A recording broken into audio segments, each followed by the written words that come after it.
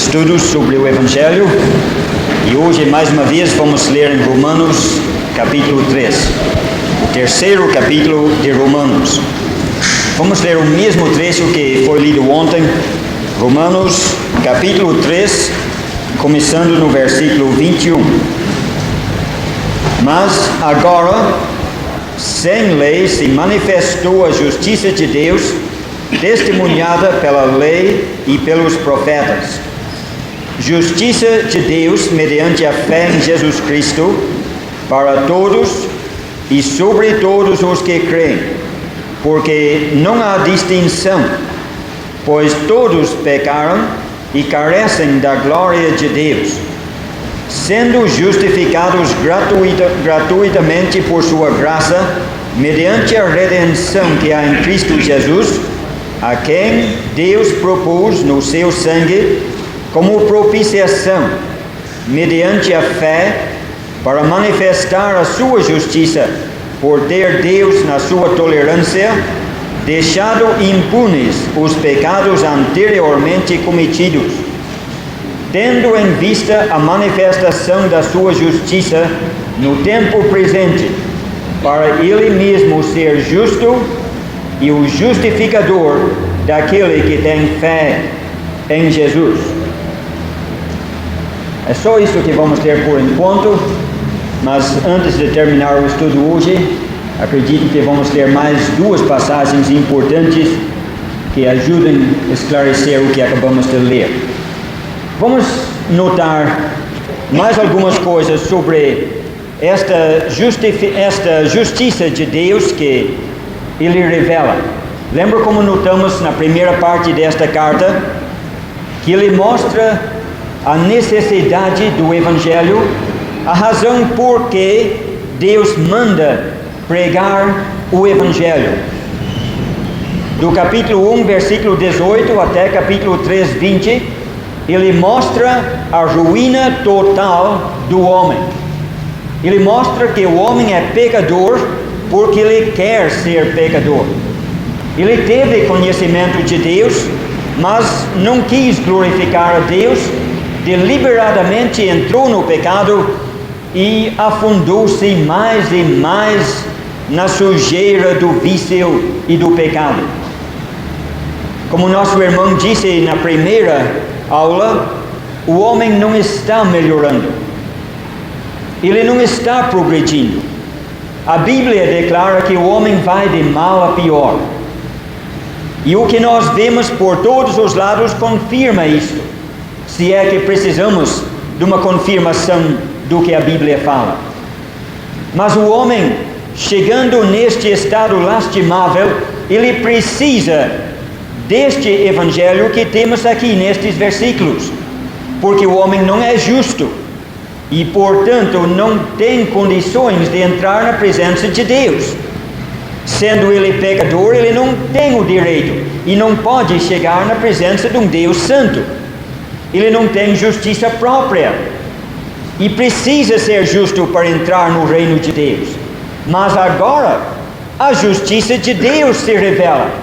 E a primeira coisa que nós temos de notar neste trecho é que Deus revela a sua justiça. E é justamente isto que o homem precisa. O homem precisa desta justiça de Deus, precisa vestir-se desta justiça de Deus para poder entrar na presença de Deus. Com a sua própria justiça não pode. Lembra o que Isaías disse no capítulo 64, versículo 6? As nossas justiças são como trapo de imundícia. Versículo que o povo de hoje não acredita. O povo concordaria se Deus dissesse: os nossos vícios, os nossos pecados são como trapo de imundícia. Mas Deus fala que as nossas justiças, as melhores coisas que somos capazes de praticar, estas coisas que nós consideramos como justiças, coisas louváveis, são como trapo de imundícia, não são aceitáveis a Deus. Mas agora vemos uma justiça que Deus aceita, uma justiça que é dele, e veja bem, não é nossa, Nós não criamos esta justiça, não é fruto das nossas obras, não é o resultado de uma obra conjunta, em parte de Deus, em parte devido ao nosso esforço, à nossa sinceridade. É totalmente de Deus. E esta justiça divina, totalmente de Deus e, portanto, totalmente perfeita, se revela no Evangelho. Vamos notar 3 coisas. Ontem já mencionamos a primeira. Esta justiça se revela sem lei. Embora sendo sem lei, é testemunhada pela lei e pelos profetas. A própria lei testemunha desta justiça. Vamos citar um versículo para confirmar isto, que este ponto já foi abordado ontem e, portanto, não vamos entrar em detalhes. Mas um versículo que não mencionamos ontem, vamos citar agora. Lembra quando Pedro estava na casa de Cornélio, Atos capítulo 10? Ele começou a pregar o Evangelho para aquele povo, aquela família, e entre outras coisas ele disse: todos os profetas dão testemunho a Jesus Cristo. E o testemunho de todos os profetas, disse Pedro, é que todo aquele que nele crê recebe a remissão de pecados. Todos os profetas do Velho Testamento testemunharam desta justiça que vem pela fé. Todo aquele que crê recebe a remissão dos pecados. É a voz unânime dos profetas. Justiça de Deus revelada, independente da lei, porém testemunhada pela lei e pelos profetas. É bom saber que Deus tem revelado esta justiça, mas nós precisamos saber de algo mais. Saber que Deus revelou a sua justiça não basta. Precisamos saber como nós podemos recebê-la. Como poderemos nós nos vestir com esta justiça? E temos a resposta no versículo 22. Note bem a expressão, mediante a fé. Já temos mencionado ontem, e acredito na sexta-feira também, que devemos observar as palavras repetidas neste trecho de Romanos. Versículo 21 ele fala da justiça de Deus, e imediatamente depois, no versículo 22, ele repete. Agora ele diz que esta justiça é mediante a fé, e logo em seguida ele repete de outra forma, dizendo que é sobre todo aquele que crê. Aqui nós vemos como nós podemos receber esta justiça. É mediante a fé. É para todo aquele que crê. Não é por obras nossas, porque não é justiça nossa.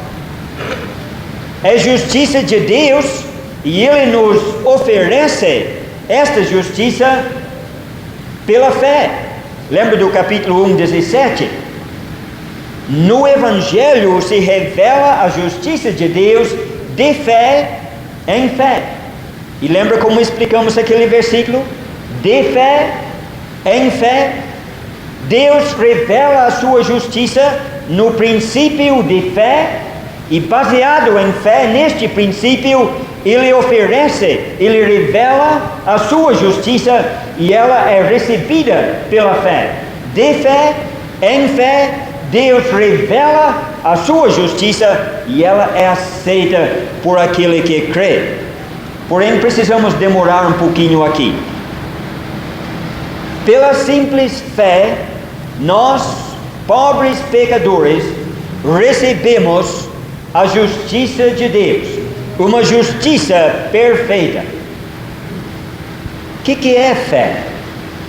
Precisamos ter cuidado neste ponto, porque se erramos neste ponto, erramos onde é mais importante e onde não podemos errar. Se nós nos enganamos, pensando que recebemos aquela justiça quando não recebemos, Imagine a surpresa desagradável quando chegamos no inferno. Se nós cremos, recebemos esta justiça. Mas precisamos notar o que significa crer neste sentido. Em primeiro lugar, ele qualifica.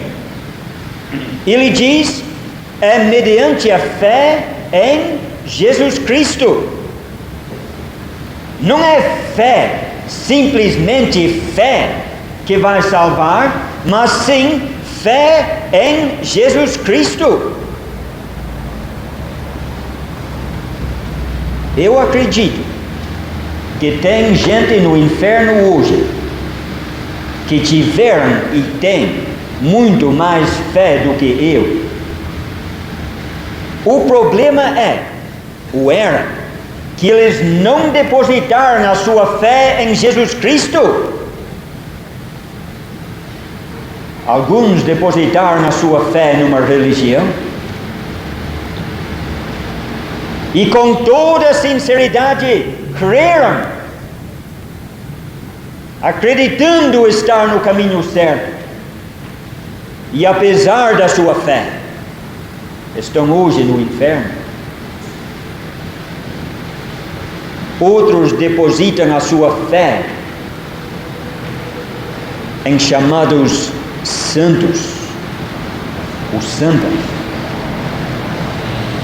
Outros depositam a sua fé nas suas próprias obras, nos seus méritos, confiando em si mesmo, conforme lemos em Lucas 18. Mas esta fé não salva.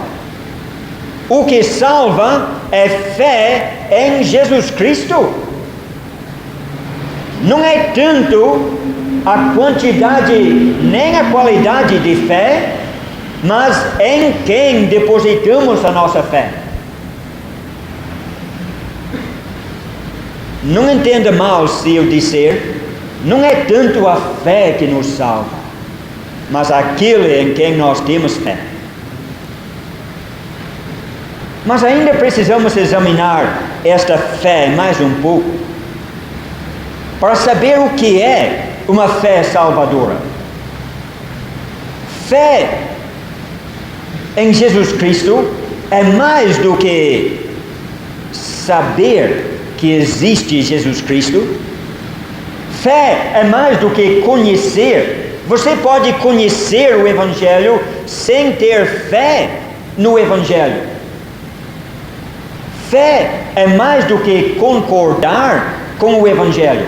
Você pode conhecer o Evangelho e concordar com a sua mensagem, aceitando o Evangelho intelectualmente, concordando com o que ele ensina, e ainda ficar sem a salvação.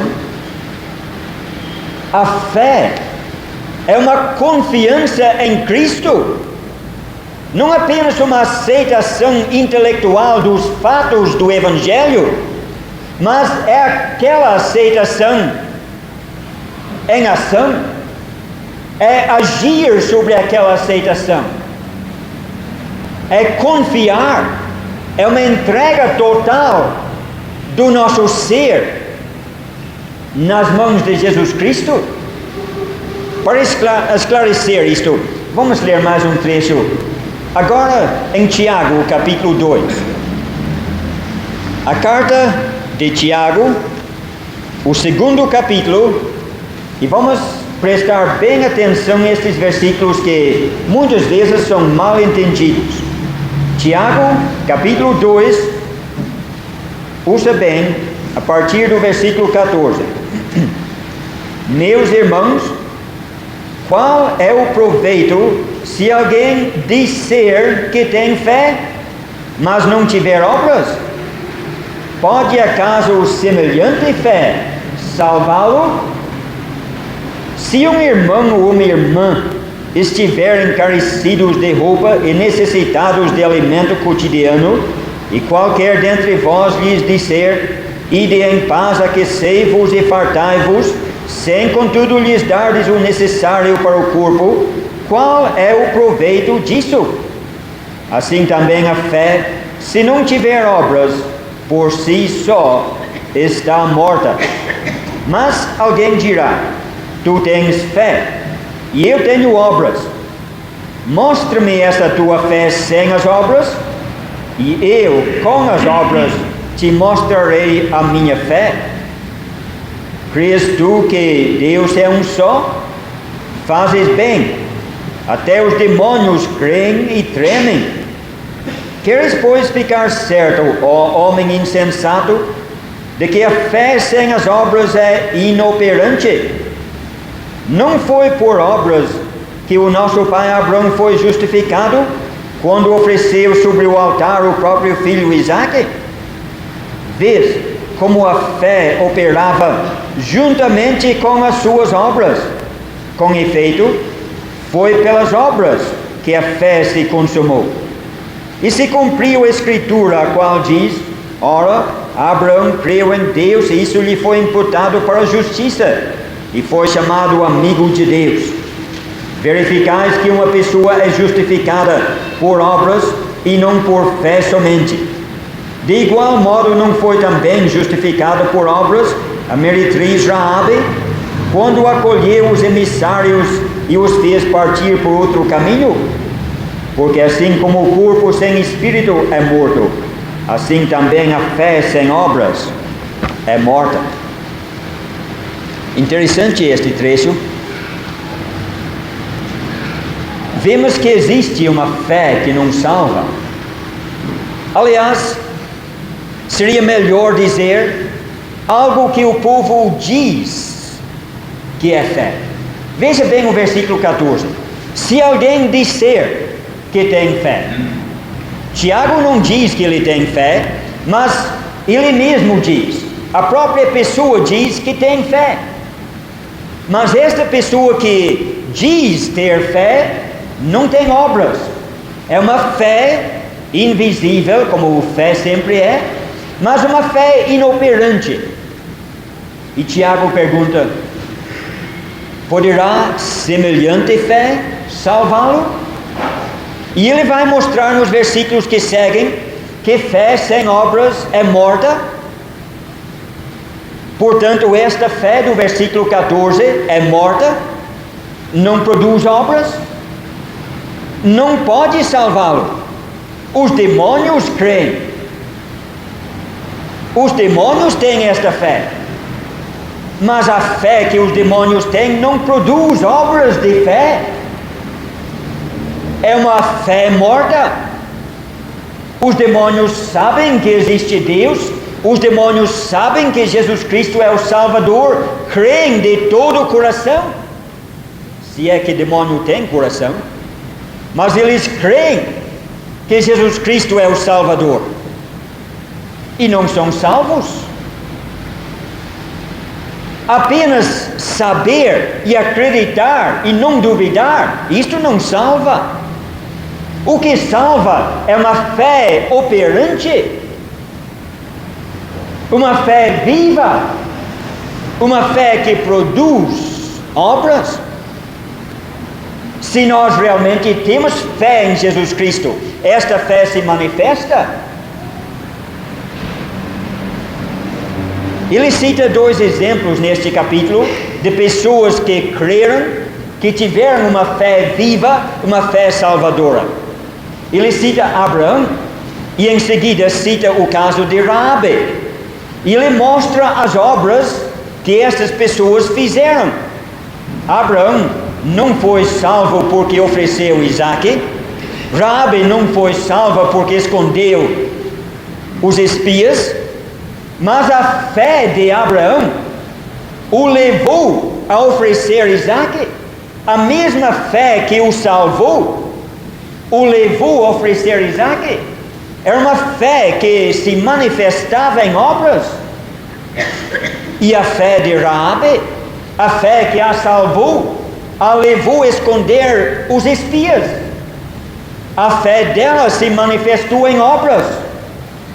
Mas veja bem, as obras que provam a existência de fé são obras produzidas pela fé. não são as coisas que o povo chama de boas obras. O povo pensa que poderá ser salvo se vai sempre à igreja, lê a Bíblia, se a pessoa for honesta, caridosa e assim por diante. Mas veja as obras citadas aqui. Abraão quis matar o seu filho. Raabe traiu a pátria. Não são obras que o povo consideraria obras boas, seriam obras reprovadas, dignas de castigo e castigo severo, até dignas de morte. Tanto o caso de Abraão como o caso de Raabe são obras contrárias à natureza. Onde é o pai que levaria o seu filho ao altar em sacrifício? Onde está a mulher decente, direita, que trairia a sua pátria? É contra a natureza fazer tais coisas. Mas por que fizeram? Porque creram em Deus. E a fé salvadora é uma fé que produz obras contrárias à natureza. E a pessoa que crê em Jesus Cristo, ele vai começar a fazer coisas que naturalmente não faria. E os outros vão perceber estas obras. Talvez os outros vão dizer que ele ficou louco. Os outros não vão entender por que você gosta de uma reunião de oração. O homem natural não gosta disto. Mas a fé produz esta obra. E esta obra prova a existência da fé verdadeira, a fé salvadora. O mundo não entende por que você, depois de um dia de tanto serviço, com o corpo cansado, por que você vem passar umas horas aqui só para ouvir a palavra de Deus? O mundo não entende. Acha que você é louco perder o tempo correndo atrás disto?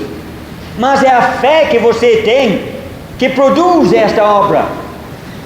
Estas coisas que o mundo não entende, que o homem natural não faria, são coisas que provam a existência da fé salvadora. A fé sem estas obras é morta e não salva.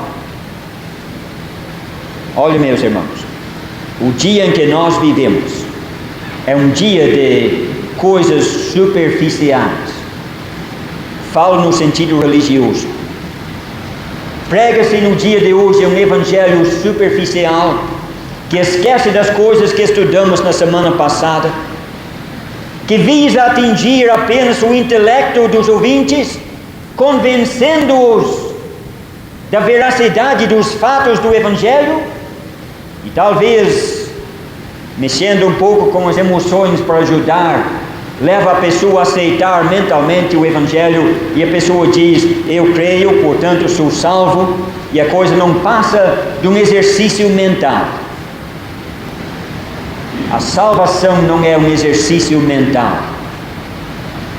E muitas vezes em pregações do evangelho usamos expressões, ou ouvimos expressões muito comuns, que mostram esta falta de compreensão do que realmente é o evangelho.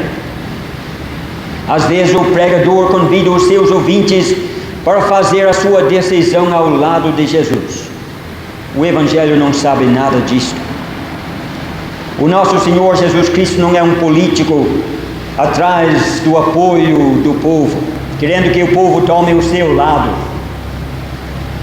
Não é isto. O povo, como vimos na semana passada, está perdido, está morto, está num estado de rebelião contra Deus e precisa desesperadamente de Cristo para salvá-lo do inferno. Jesus Cristo não está pedindo que o pecador lhe dê o seu coração, apesar do hino que muitas vezes cantamos. Ele está exigindo que o pecador se arrependa do seu pecado e confia para receber esta justiça? E o pecador precisa colocar a sua confiança em Cristo. Não apenas concordar mentalmente com o Evangelho, mas crer de coração. Romanos capítulo 10 é um trecho que não vamos tomar o tempo de ler. Eu ia ler, mas o tempo não vai permitir. Eu vou apenas citar o começo do versículo 10. O versículo 10 é muito importante. E ele diz o seguinte: com o coração se crê para justiça. É com o coração que o pecador crê para a justiça, para receber esta justiça de Deus, que é revelada no Evangelho. Não é apenas com a mente, é coisa mais profunda. É com o coração que ele crê para receber esta justiça, mediante a fé. Talvez uma ilustração que não está na Bíblia seria útil nesta altura. Se eu fosse na estação rodoviária aqui em São Paulo, eu poderia ir até a plataforma número 23, poderia ver naquela plataforma um ônibus azul da empresa Danúbio Azul, escrito Descalvado na frente, e eu sei que aquele ônibus vai para Descalvado. Eu creio. E eu posso ver aquele ônibus e ter toda a fé que aquele ônibus vai para Descalvado e é capaz de me levar até lá. Não duvido. Mas se a minha fé não passa disto, eu vou ficar na estação rodoviária de São Paulo, não vou chegar em Descalvado. Para chegar lá, esta fé minha precisa entrar em ação. Eu preciso entrar no ônibus, sentar no banco e por aquele ato de entrar e sentar, mostrar a minha fé no ônibus e no motorista. Assim estou confiando, estou me entregando a eles para que eles me levem ao lugar que desejo ir. Assim é a salvação. Não basta ouvir o Evangelho. Não basta saber que Jesus Cristo salva. Não basta crer que Jesus Cristo é capaz de salvar. Você precisa se entregar nas mãos dele. Por um ato definido de fé, entregando-se a ele, colocando todo o seu ser nas suas mãos, depositando nele toda a sua fé. Isto quer dizer que você não confia mais em si mesmo para a salvação, não vai confiar mais nos ritos, nem nas outras pessoas, nem na igreja, nem em coisa alguma. Confia unicamente em Cristo. Se Ele salva, você é salvo. Se Ele falhar, você está perdido. É esta confiança em Cristo que traz a salvação. Esta justiça, então, conforme lemos em Romanos capítulo 3, é revelada sem lei, é recebida mediante a fé em Jesus Cristo, e é para todo aquele que crê. Vamos notar agora o finzinho daquele versículo 22 e o versículo 23. Aqui nós temos talvez um dos versículos mais conhecidos em toda a Bíblia. Não há distinção, pois todos pecaram e carecem da glória de Deus. Eu confesso que muitas e muitas vezes eu tenho tirado este texto totalmente do seu contexto e tenho citado em pregações do Evangelho: não há diferença porque todos pecaram. Não sei quantas vezes tenho feito isto, mas talvez em fazer isto nós damos uma impressão errada aos nossos ouvintes. Talvez eles pensem que estamos dizendo que não há diferença porque todos pecaram, todos são igualmente pecadores. Mas não é exatamente isto que o texto está dizendo. Ele diz: esta justiça de Deus se revela, é recebida mediante a fé, vem sobre todo aquele que crê, porque não há distinção. Não há distinção no meio de salvação, na maneira em que a pessoa recebe. Desde o começo da carta, ele vem salientando este ponto: seja judeu, seja gentio, há um caminho de salvação só.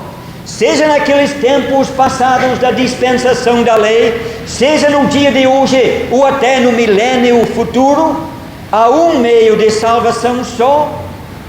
Não há distinção. O judeu recebe esta justiça pela fé, o gentio também. Vem sobre todo aquele que crê, tanto judeu como gentio, não há distinção. E por que não há distinção no meio de salvação?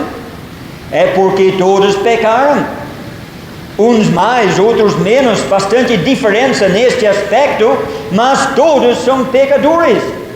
Até o capítulo 3, versículo 20, ele tem provado isto. Todos pecaram. E por causa deste fato que todos são, por natureza, pecadores, então não há distinção na maneira de alcançar a salvação. Outra coisa interessante aqui, você leu bem o versículo 23? Prestou atenção aos verbos, o tempo dos verbos? Todos pecaram, passado, e carecem, presente, da glória de Deus. Todos pecaram. Ele fala inicialmente daquele pecado de Adão como o cabeça da nossa raça, e em Adão, como ele vai mostrar no capítulo 5, em Adão todos pecaram. Mas se não quer voltar 6.000 anos atrás, volte só algumas horas, alguns dias, alguns meses, anos, e nós temos de dizer que nós pecamos no passado. Todos nós pecamos e carecemos agora. Atualmente, carecemos da glória de Deus. Esta palavra traduzida, carecemos, é interessante. Eu vou citar mais um lugar na Bíblia onde aparece esta palavra, para você sentir o que realmente significa. Ontem citamos o caso do filho pródigo. Vamos para lá outra vez. Aquele filho pródigo lá na terra distante, por algum tempo tudo foi bem. Depois, lembra daquela fome? Acabou o dinheiro, sumiram os amigos e começou a padecer necessidades. Começou a estar em falta. É a mesma palavra que temos aqui, que nós estamos em falta, carecendo da glória de Deus. Imagine a situação daquele moço e o aperto em que ele se achava, sem nada, sem recurso. E Deus usa a mesma palavra aqui. Todos pecaram e carecem, estão em falta da glória de Deus. E a única coisa que pode suprir a falta é a justiça que Deus dá. Nós não temos recursos, somos como o filho pródigo. A única coisa que podia suprir a necessidade dele e tirar aquela falta era lá na casa do pai. Na terra distante não havia nada, ele não tinha mais recurso, era só voltar ao pai. E o nosso caso é o mesmo. Para o pecador, não há esperança fora de Cristo. Ele carece, realmente carece, da glória de Deus. Temos talvez 2 minutos ainda e não chegamos ao terceiro ponto. Eu vou apenas mencionar. Versículo 24. Sendo justificados gratuitamente por sua graça, mediante a redenção que há em Cristo Jesus. Lembra? Esta justiça se revela sem lei. Segundo lugar, é recebida mediante a fé. Mas como que Deus pode fazer isto? Como que Deus poderá declarar justo um ímpio? Não seria uma injustiça, uma desonestidade? Considerar eu como justo? Afinal, no versículo 10, ele declarou que não há um justo, nenhum sequer. E agora ele vai nos declarar justos. Como pode ele fazer isto? Mediante a redenção que há em Cristo Jesus. A palavra redenção indica ou implica num preço pago para recuperar algo que estava no poder de outro. E o nosso Senhor Jesus Cristo pagou o preço. Não vamos entrar nesse detalhe hoje, o tempo não permite. Mas amanhã à noite vamos começar com isto, notando como Deus pode fazer isto, como Ele pode ser justo, continuar sendo justo e ao mesmo tempo justificar o ímpio. Depois de considerarmos isto, vamos ainda entrar no capítulo 4 e notar mais alguns detalhes sobre a maneira de recebermos esta justiça. Espero poder chegar ao fim disto até quinta-feira, porque eu gostaria de ter pelo menos uma noite para falar sobre o outro evangelho. A Bíblia fala de outro evangelho que não é outro. Não sei se vamos ter tempo, vamos ver como que andam as coisas até lá, mas por hoje é só. Muito obrigado, irmão. Vencemos mais um dia de estudos. Eu creio que todos estão se sentindo reconhecidos, gratificados, recompensados pelo esforço feito, não é? Amanhã às 8 horas, em pontinho, começamos. Aliás, amanhã é quarta-feira, né? Então, amanhã às 7 horas nós temos reunião de oração aqui. Aqueles que quiserem nos acompanhar na reunião de oração poderão chegar às 19 horas. E temos resolvido isso na igreja para que os crentes da igreja também possam estar na escola bíblica, porque a reunião de oração lá durante a escola. Às 19 horas temos reunião de oração e às 8 horas a escola bíblica normalmente. Nós estamos tendo também hoje a visita do nosso genro jovem, Vado. Eu não sei se muitos aqui acho que não conhecem o Vado, né? Fique em pé, Vado, para conhecer. O Vado é o meu genro, casado com a Inayá, obrigado. Pode sentar. O Vado trabalhou durante o ano passado lá no Instituto Bíblico de Pedra de Guaratiba, lecionando com a Inayá. Se Deus permitir, neste ano eles vão para Brasília, para trabalhar com a igreja em Brasília. E eu quero que orem por ele, pela Inayá. Também essa semana soube que está grávida, então está vindo mais um neto por aí. E eu vou pedir ao Vado que despeça o coração. Vamos ficar em pé.